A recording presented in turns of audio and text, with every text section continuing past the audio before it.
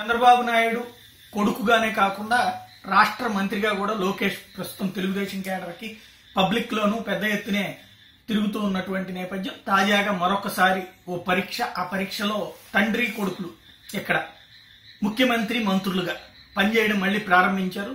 తాజా తుఫాను నేపథ్యంలో పెద్ద ఎత్తున చంద్రబాబు నాయుడు ఓ పక్కన ముఖ్యమంత్రి వచ్చేటప్పటికి లోకేష్ ఇక్కడ ఏవైతే రాష్ట్ర ప్రభుత్వానికి సంబంధించినటువంటి సాంకేతిక పరిజ్ఞానాన్ని వాడుకుంటూ ఎక్కడికక్కడ పల్లె ప్రాంతాలకు కావలసినటువంటిది కట్టర్లు అవి పంపించడం కావచ్చు, భోజనాల ఏర్పాట్లు, వైద్య శిబిరాల ఏర్పాట్లు.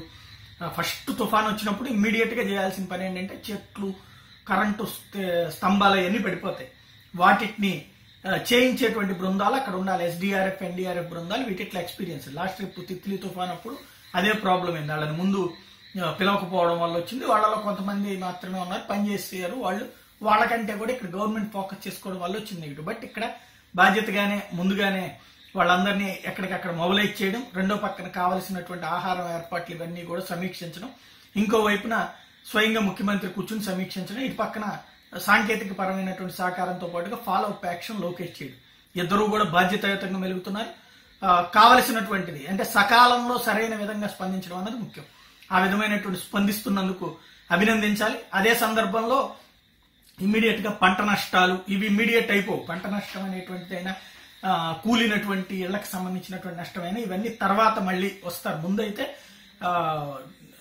ఎక్కడెక్కడైతే సమస్య వచ్చిందో ఆ ప్రాంతాల్లో ఉన్నటువంటి వాళ్ళని పునరావాస శిబిరాలకి తరలించడం, వాళ్ళకి కావాల్సిన ఆహారము అవి ఏర్పాటు చేయడం, వసతి ఏర్పాటు చేయడం, ఆ తర్వాత మళ్ళీ దెబ్బతినేటువంటి రోడ్లని బాగు చేయడం, ఎక్కడికక్కడ పడిపోయినటువంటి స్తంభాలని వాటిని సరిచేయడం, చెట్లు అవన్నిటిని అంటే ఫస్ట్ రోడ్డు ట్రాన్స్పోర్టేషన్ క్లియర్ చేయాలా, ఆ వెంటనే పవర్ రిస్టోర్ చేయాలా, ఆ తర్వాత పునరావాస శిబిరాల్లో ఉన్నటువంటి వాళ్ళు ఇళ్లకు వెళ్ళేటప్పుడు కావలసినటువంటి ఏర్పాట్లు చేయాలి. ఈ ప్రొసీజర్ ఇమీడియట్ గా అడాప్ట్ చేసుకుంటూ తండ్రి కొడుకులే సీరియస్ గా చేస్తూ ఉండటం అన్నటువంటిది సరైన పరిణామం. దీంట్లో అభినందించాలి.